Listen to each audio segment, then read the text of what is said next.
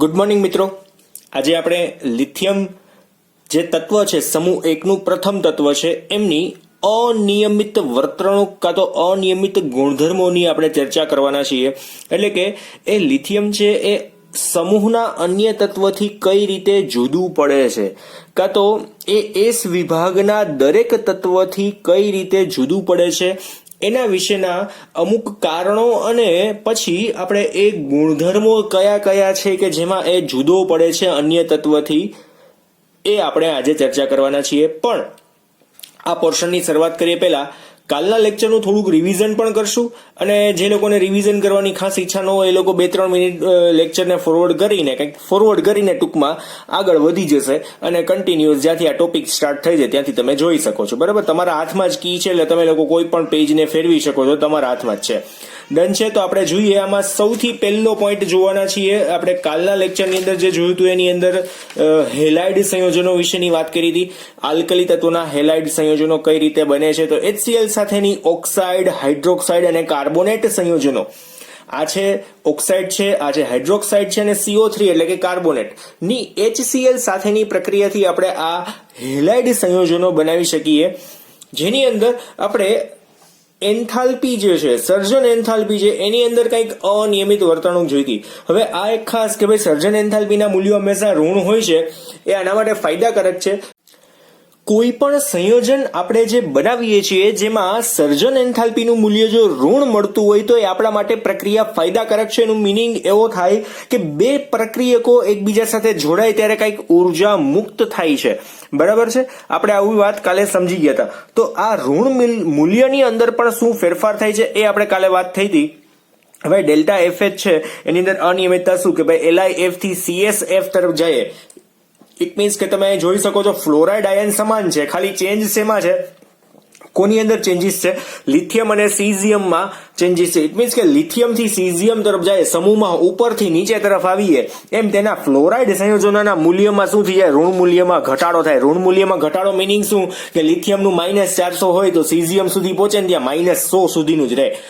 ત્યાર પછીના અન્ય સંયોજનો હતા કે ભાઈ લિથિયમના ક્લોરાઇડ છે, ત્યાંથી સીઝિયમના ક્લોરાઇડ, એટલે જો અહીંયા ક્લોરીન સમાન છે બેયમાં. પછી લિથિયમના બ્રોમાઇડ થી સીઝિયમના બ્રોમાઇડ, અને લિથિયમના આયોડાઇડ થી સીઝિયમના આયોડાઇડ. તો આ આપણે બધી જ વસ્તુઓ જોઈ લીધી છે. તો આની અંદર ડેલ્ટા FH ના મૂલ્યો છે ને એના ઋણ મૂલ્યમાં વધારો થાય છે. ફ્લોરાઇડ કરતા ક્લોરાઇડ, બ્રોમાઇડ અને આયોડાઇડ જે 3 છે એ જે સંયોજનો છે એમાં ઋણ મૂલ્યમાં શું થઈ જાય છે, વધારો થાય છે. એટલે અહીંયા -400 હોય તો -500, 600, 700 એવી રીતના વધતા છે જેમ જેમ નીચે આવી એમ. બરાબર, વધારાની વાત કે ભાઈ ધાતુ આયન સમાન છે, ફ્લોરાઇડ થી આયોડાઇડ તરફ આવીએ, જો ફ્લોરાઇડ થી આયોડાઇડ તરફ, એમ એ ઋણ મૂલ્ય ફરી પાછું કેવું થતું જાય છે, ઘટતું જાય છે. ફરી પાછું મીન્સ કે આપણે જે વાત કરીએ છીએ એમાં કે ભાઈ ઘટતું જાય છે. એટલે તમારે ખાસ પકડવાનું છે શું હું કહું છું. જો અહીંયા રાઉન્ડ કરતો જાઉં છું, ઋણ આયન સમાન, ધાતુ સમાન હતી, જુદી જુદી હતી. હવે અહીંયા ધાતુ એક જ સરખી છે, ઋણ આયન જુદા જુદા છે, ફ્લોરાઇડ, ક્લોરાઇડ, બ્રોમાઇડ અને આયોડાઇડ છે. તો એની અંદર ઋણ મૂલ્યમાં શું થઈ જશે, ઘટાડો. બરાબર છે. ગલન બિંદુ, ઉત્કલન બિંદુમાં પણ સેમ એજ ધાતુના જે ગલન બિંદુ છે, ઉત્કલન બિંદુ છે, એની અંદર પણ શું થાય, ક્રમશઃ ઘટાડો જતો જાય છે. પછી પાણીમાં દ્રાવ્યતાની વાત કરી હતી, તો પાણીમાં દ્રાવ્યતા પણ એ જ રીતે લિથિયમ ફ્લોરાઇડ સિવાયના કોઈ પણ છે એ પાણીમાં કેવા છે, વધારે દ્રાવ્ય છે. તો લિથિયમ ફ્લોરાઇડ શું કામે ને ઓછું દ્રાવ્ય છે, તેનું કારણ છે માત્ર ને માત્ર એની લેટાઇસ એન્થાલ્પી, એટલે કે એના વચ્ચેનો જે બંધ તોડવા માટે જરૂરી ઉર્જા છે એ કેવી છે, થોડીક વધારે છે. પછી લિથિયમના અન્ય સંયોજનો LiCl, LiBr અને LiI એ ઇથેનોલ, એસિટોન અને ઇથાઇલ એસિટેટ જેવા દ્રાવકો, કાર્બનિક દ્રાવકોની અંદર દ્રાવ્ય છે. એવી વાત થઈ હતી. મોસ્ટ ઇમ્પોર્ટન્ટ LiCl છે પિરિડીન જેવા દ્રાવકની અંદર ખાસ સુદ્રાવ્ય છે. ધેન આફ્ટર લિથિયમ ફ્લોરાઇડ જેવો જ ગુણ સીઝિયમ આયોડાઇડ, એટલે અહીંયા જે વાત છે સીઝિયમ આયોડાઇડ છે એ પાણીમાં ઓછી દ્રાવ્યતા ધરાવે છે. એનું કારણ શું કે એમની જલીયકરણ એન્થાલ્પી કેવી થઈ જાય છે, કાં તો એનું જલીયકરણ કેવું છે, સાવ એટલે સાવ ઓછું છે, એટલા માટે. ત્યાર પછી ઓક્સો એસિડના ક્ષારો. તો પહેલા તો ઓક્સો એસિડ કોને કહેવાય તો મેં ડેફિનેશન સમજાવી હતી કે જે પરમાણુ સાથે OH સમૂહ જોડાયેલો છે તેની જ સાથે ઓક્સો સમૂહ જોડાયેલો હોય. આને શું કહેવાય, ઓક્સો સમૂહ. OH જોડાયેલો છે તેની જ સાથે ઓક્સો સમૂહ જોડાયેલો હોય તો તેને ઓક્સો એસિડ કહેવાય. અને એના ઓક્સો એસિડના ઉદાહરણ એ બધા કાર્બોનિક એસિડ છે, H2CO3, સલ્ફ્યુરિક એસિડ છે, H2SO4. હવે આપણે શું જોવાનું છે કે ભાઈ આ ઓક્સો એસિડ છે એના OH સમૂહના હાઇડ્રોજનનું વિસ્થાપન કોના દ્વારા કરવાનું છે? આલ્કલી ધાતુ વડે. જો અહીંયા H નું વિસ્થાપન Li વડે કર્યું. Li કોણ આવી ગયો? Li આવી ગયો. તો LiHCO3 નો ક્ષાર બન્યો, જે લુગદી સ્વરૂપે હોય છે, ઘન સ્વરૂપે હોતો નથી. બરાબર છે? લુગદી સ્વરૂપનો ક્ષાર મળે છે, જેને ઓક્સો એસિડ નો ક્ષાર કહેવાય. પેલા ઓક્સો એસિડ તો હતું, હવે અહીંયા આલ્કલી ધાતુ આવી એટલે એને આપણે શું કીધું? ઓક્સો એસિડ નો ક્ષાર. બરાબર છે? એના જેવા બે એક્ઝામ્પલ્સ આપ્યા હતા કે જ્યાં સુધી OH પાસે હાઇડ્રોજન છે ગુમાવવા માટે, ત્યાં સુધી ઓક્સો એસિડના ક્ષાર બનાવી શકાય ખરી. એટલે બે હાઇડ્રોજન હતા તો બે હાઇડ્રોજન અહીંયા નીકળીને ત્યાં કોણ આવી ગયા? બે સોડિયમ આવી ગયા. જો SO4 એઝ ઇટ ઇઝ છે, H2 નીકળીને ત્યાં Na2 આવી જાય છે. બરાબર છે? પછી વધારાની વાત હતી કે ભાઈ આ ક્ષારો જે છે એ પાણીમાં દ્રાવ્ય છે અને ઉષ્મીય રીતે પણ કેવા છે? સ્ટેબલ છે. પણ એમાં Li2CO3 લિથિયમનો જે ક્લોરાઇડ છે એ ડેલ્ટા તાપમાને વિઘટન પામીને શું બનાવે છે? લિથિયમનો ઓક્સાઇડ બનાવે છે. બરાબર છે? અને આની વાત તો મેં તમને કહી દીધી, સામાન્ય રીતે ઘન સ્વરૂપે હોતા નથી. તો કયા સ્વરૂપે હોય છે? ત્યાં લુગદી સ્વરૂપે હોય છે. એટલે આપણે અહીંયા ટોટલ 5-6 મિનિટ જેવો સમય જતો રહ્યો છે, પણ કાંઈ વાંધો નહીં. એનાથી તમને થોડુંક યાદ વધારે રહેશે, હું એવું માનું છું, અને રિવિઝન થશે. પછી તમે ફિઝિકલી આવશો ત્યારે તો આપણે મજા આવશે. થોડીક હું ઓરલ ટેસ્ટે લઈશ, કેટલાક ક્વેશ્ચન પૂછીશ, એટલે તમને લગભગ રિવિઝનની જરૂર નહીં પડે. બરાબર છે? એટલે તમે રોજ વાંચી નહીં આવશો, જાશો ક્યાં પછી પનિશમેન્ટ આપીશું. એટલે તૈયારીમાં રહેજો અને આખું ચેપ્ટર વાંચીને આવજો. જ્યારે મારો લેક્ચર કદાચ તમે ટાઈમ ટેબલમાં જ્યારે પણ જોવો અને સ્કૂલે આવવાનું થાય, જે પણ ચેપ્ટર ચાલતું હશે આખું વાંચીને આવજો, બાકી હેરાન થઈ જશો. પહેલા જ દિવસે ચાંદલો થઈ જશે 5 વાર લખવાનો. હા, ચાલો. તો આજના પોઈન્ટ્સની અંદર સૌથી પહેલો પોઈન્ટ જોઈએ આપણે, લિથિયમના અનિયમિત ગુણધર્મોનું કારણ શું છે? તો લિથિયમની અંદર ખાસ આપણે અહીંયા એમ લખી નાખીએ કારણો.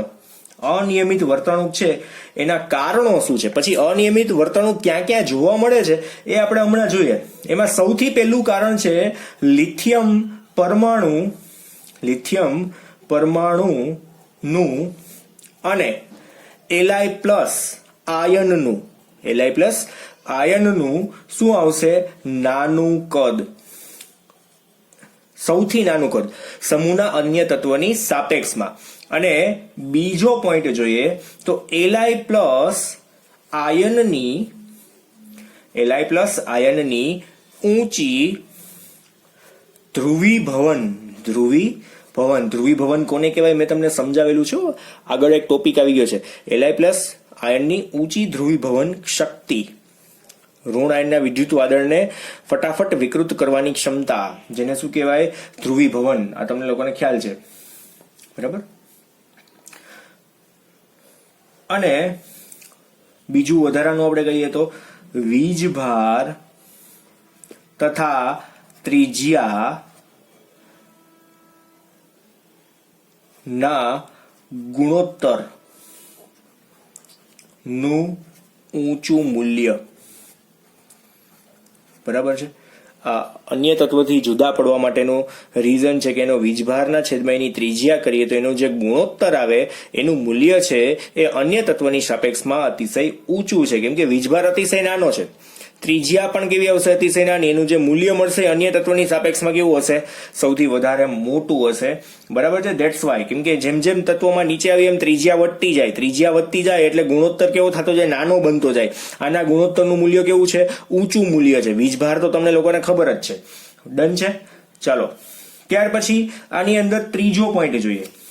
ત્રીજો પોઈન્ટ કયા કયા મુદ્દાઓની અંદર આપણે ફેરફાર જોઈએ છે? એમાં ત્રીજો પોઈન્ટ લિથિયમના સંયોજનો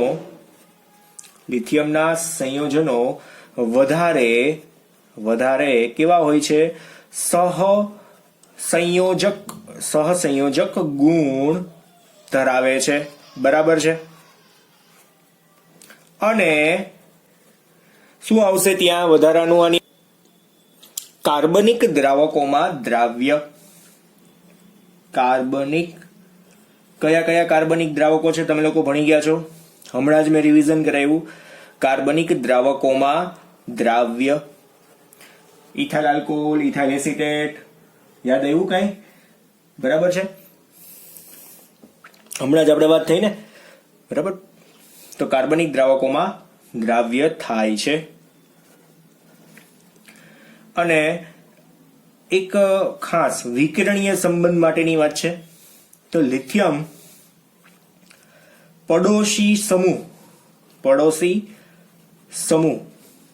કોણ છે? પડોશી સમૂહ કોણ છે? તો સમૂહ 2. પડોશી સમૂહ કયો? તો સમૂહ 2. બાજુમાં ખબર છે ને, લિથિયમ સમૂહ 1 નું તત્વ છે, એની બાજુમાં કયો સમૂહ આવશે? બીજો સમૂહ.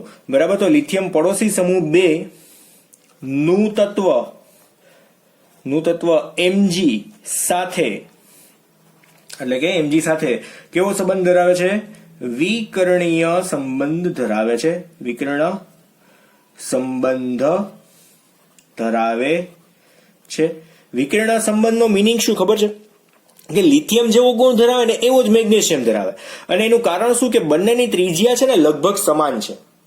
તો બંનેની ત્રિજ્યા લગભગ સમાન હોવાના લીધે જો સાઈઝ સરખી હોય તો રસાયણ વિજ્ઞાન એવું માને છે કે એના કંઈક ગુણધર્મો, અમુક એવા ગુણધર્મો છે કે જેની અંદર કંઈક સમાનતા તમે જોઈ શકો છો. તો એ એવા કેવા ગુણધર્મો હશે કે જેમની અંદર તમને સમાનતા જોવા મળશે, એ આપણે પેલા અનિયમિત વર્તણૂક માટેનો આપણે પોઈન્ટ જોઈ લેશું.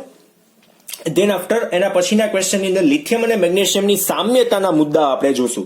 એટલે કે એમની વચ્ચે સરખાપણું શું છે, એમની વચ્ચે વિકર્ણીય સંબંધના કારણો શું છે, અને વિકર્ણીય સંબંધથી એને ફાયદો શું છે. બરાબર. એ બધી જ વાતો આના પછીના લેક્ચરમાં જોશું. આ લેક્ચરની અંદર આપણે આ લિથિયમને અનિયમિત ગુણધર્મોના કારણો જોયા. ધેન આફ્ટર લિથિયમ છે એ અન્ય તત્વથી કઈ રીતે જુદો પડે છે, હવે એના પોઈન્ટ જોશું કે કયા કયા એવા ગુણધર્મો છે કે જેની અંદર એ જુદો પડે છે. અત્યારે તમે શું જોયું કે કયા ગુણધર્મોના કારણે જુદો પડે છે, કારણ જોયા. હવે એ ગુણધર્મો જોશું કે આટલા ગુણધર્મો આ કારણોને લીધે જુદા પડ્યા છે. કોના? લિથિયમના. બરાબર. એટલે અત્યારે આપણે કારણો જોઈ લીધા 4 કે ભાઈ આના લીધે લિથિયમ છે એ અનિયમિત વર્તણૂક દર્શાવે છે. હવે આપણે જોઈએ લિથિયમના અન્ય આલ્કલી તત્વો કરતા જુદા પડવા માટેનો તફાવત જોઈએ. એટલે એઝ એ ક્વેશ્ચન બનાવવો હોય ને તો તમે એને ક્વેશ્ચન એ બનાવી શકશો. લિથિયમ અને અન્ય આલ્કલી તત્વો, અન્ય આલ્કલી ધાતુઓ વચ્ચેના તફાવત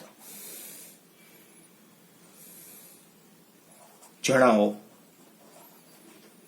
2, 3 અથવા તો MCQ ની અંદર પૂછાઈ શકે એવો પોઈન્ટ છે. બરાબર. તો આપણે આ બાજુ કોને લખી દઈએ? લિથિયમ ધાતુ, Li મેટલ, અને આ બાજુ શું લખશું? અન્ય આલ્કલી ધાતુઓ. એટલે કઈ આવી શકશે એના સિવાયની? Na, K, Rb, CS આવી શકે ને. બરાબર. તો આની નીચે આપણે અંડરલાઈન રાખીએ અને આની નીચે પણ આમ અંડરલાઈન રાખીએ. પાર્ટીશન કરતા જશું. બરાબર છે. 1 by 1 પાર્ટીશન કરતા જવું. હું પાર્ટીશન પેલા કરી નાખું એટલે હું આમ લખવામાં મજા આવે ને, તમને જોવામાં મજા આવે, મને લખવામાં વધારે મજા આવે. બરાબર છે. ચાલો, તમને એક્ઝેક્ટલી દેખાય જ છે. પહેલો પોઈન્ટ જોઈએ આપણે ખાસ. પહેલો પોઈન્ટ ધ્યાન આપજો. બંને ની અંદર લિથિયમ છે એ ઘણું સખત છે, કઠણ મટીરિયલ ટૂંકમાં. અને એની સામે અહીંયા પહેલો પોઈન્ટ આપણે જોઈએ, પ્રમાણમાં કેવા છે? નરમ છે. ઇટ મીન્સ લિથિયમના પ્રમાણમાં કેવા હોય? નરમ હોય. બીજી કઈ વાત ત્યાં નથી. આ પહેલો પોઈન્ટ હતો. પછી જોઈએ બીજો પોઈન્ટ. ધ્યાન આપજો. બીજા પોઈન્ટમાં ગલન બિંદુ અને ઉત્કલન બિંદુ કેવા હોય છે? ઘણા ઊંચા હોય છે. બરાબર. અને આમાં શું આવશે બીજા પોઈન્ટમાં? ગબી અને ઓબી કેવા હશે? પ્રમાણમાં કેવા હોય છે? નીચા. બરાબર. આના ઊંચા અને કેવા હશે? આના પ્રમાણમાં આના નીચા છે. બરાબર છે. બીજી કોઈ વાત નથી કરતા. ચાલો નેક્સ્ટ વન. ત્રીજો પોઈન્ટ ધ્યાન આપજો. આની અંદર સૌથી ઓછું પ્રતિક્રિયાત્મક, સૌથી ઓછું પ્રતિક્રિયાત્મક અને પ્રબળ રિડક્શન કરતા. અહીંયા શું આવશે? વધુ પ્રતિક્રિયાત્મક અને શું આવશે? ઓછા રિડક્શન કરતા.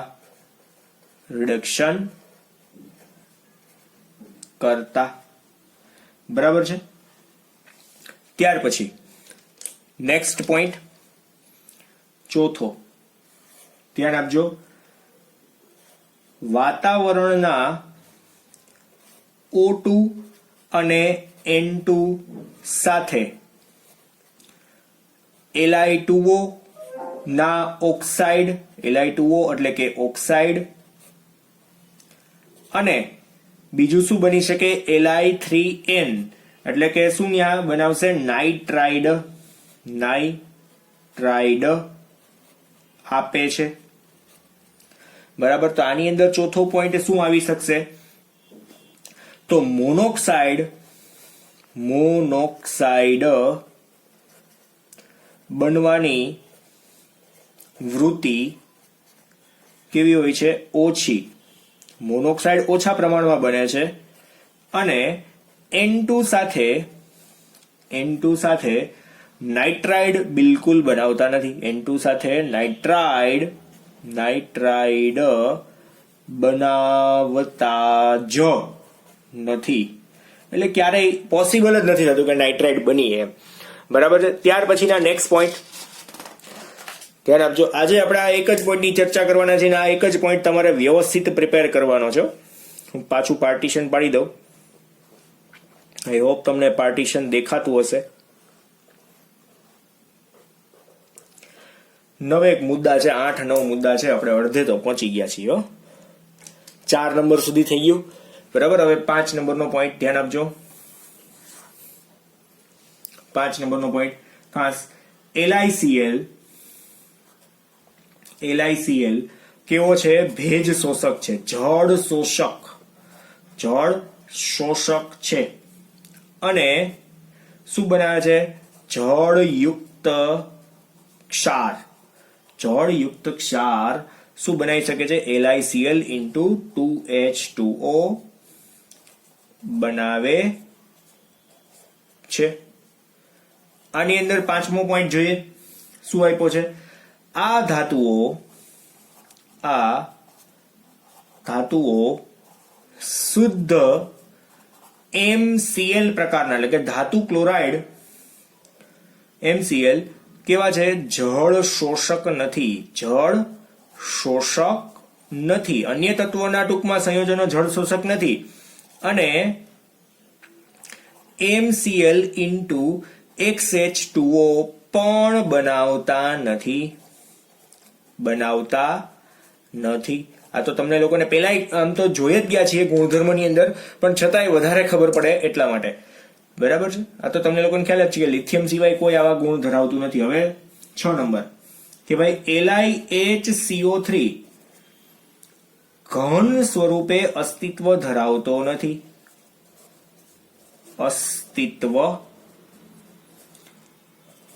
ધરાવતો નથી. એની સાપેક્ષમાં MHCO3 ઘન સ્વરૂપે અસ્તિત્વ ધરાવે છે. એના એક્ઝામ્પલ લખવા હોય તો દાખલા તરીકે આમ કેમ NaHCO3 છે, પછી KHCO3 છે, etc. બરાબર છે. આ બધા કેવા હશે? ઘન સ્વરૂપે અસ્તિત્વ ધરાવે છે. બરાબર ને. ત્યાર પછી 7 નંબરનું ધ્યાન આપજો. તે ઇથાઇન એટલે કે કેવું હોય? ઇથાઇન જો આ રીતનું હોય અને H સાથે પ્રક્રિયા કરી શું બનાવી શકે ખબર છે? તો આ H ની જગ્યાએ લિથિયમ આવી જશે. Li C triple bond C અને Li એટલે કે ઇથાઇનાઇડ ક્ષાર બનાવતો નથી. ટૂંકમાં આવું પોસિબલ આની અંદર થતું નથી. શું પોસિબલ થતું નથી? તો અહીંયાથી જો હાઇડ્રોજન છૂટા પડીને ત્યાં લિથિયમ આવી શકતા નથી, પણ સોડિયમમાં આવું પોસિબલ થશે, કાં તો એમ ની અંદર આવું પોસિબલ થશે. તમને લોકોને એમ એટલે તો ખબર છે ને. અહીંયા હું તમને ખાસ લખી દઉં આ કોના બરાબર આપણે એમ લઈએ છીએ. તો આ જે વસ્તુ લીધી છે ને એના બરાબર આપણે શું લઈએ છીએ? એમ. સોડિયમ, પોટેશિયમ, રૂબિડિયમ, સીઝિયમ માટે આપણે શું લેવાના છીએ? એમ લેવાના છીએ. બરાબર છે. તો આની અંદર આપણે 7મો પોઈન્ટ શું લખશું? ધ્યાન આપજો. આ ધાતુઓ ઇથાઇન સાથે શું બનાવે છે? ઇથાઇનાઇડના ક્ષાર. ઇથાઇનાઇડ ક્ષાર એટલે કે MC ટ્રિપલ બોન્ડ C અને M બનાવે છે. ટૂંકમાં બનાવી શકે છે. બરાબર, ખબર પડી ગઈ એક્ઝેક્ટલી આ. ત્યાર પછી એક સમાઈ શકે એવો પોઈન્ટ આપણે અહીંયા લખી નાખીએ. નાનો એવો પોઈન્ટ છે તો હું લખાવી નાખું છું અહીંયા. 8મો પોઈન્ટ, LiF અને Li2O પાણીમાં ઓછા દ્રાવ્ય છે. આમ તો ઘણા ઓછા દ્રાવ્ય છે, બહુ રેર કેસની અંદર આમ ઓછામાં ઓછા, કેમ કે એની લેટાઇસ એન્થાલ્પી ઊંચી છે. આપણે આની પહેલાના લેક્ચરમાં જોઈ જ ગયા કે LiF છે પાણીમાં ઓછું દ્રાવ્ય છે. એની સાપેક્ષમાં આલ્કલી એટલે કે અન્ય આલ્કલી ધાતુના MF અને M2O પાણીમાં ખૂબ જ દ્રાવ્ય છે, વધારે પ્રમાણમાં ટૂંકમાં ઓગળી શકે છે. બરાબર, મેં કલરને જાળવી રાખવાની ટ્રાય કરી છે કે આની સાપેક્ષમાં અહીંયા, આની સાપેક્ષમાં અહીંયા, આની સાપેક્ષમાં અહીંયા આપણે સામસામી સરખામણી કરવાની છે.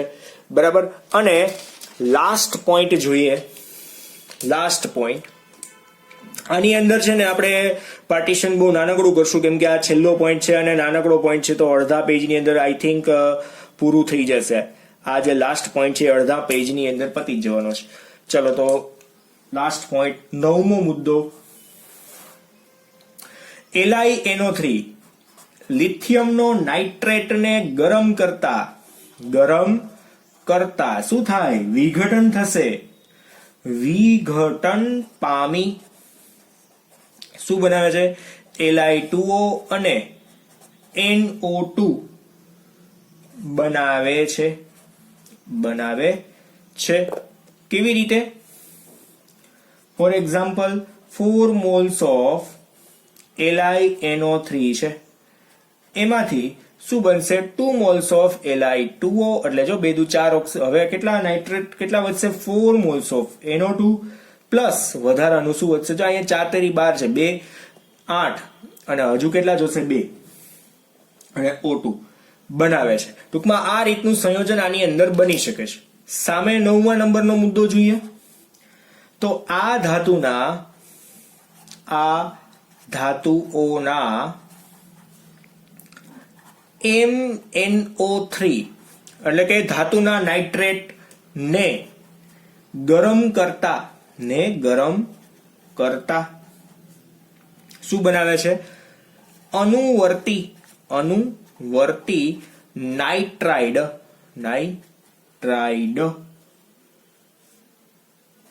બનાવે છે.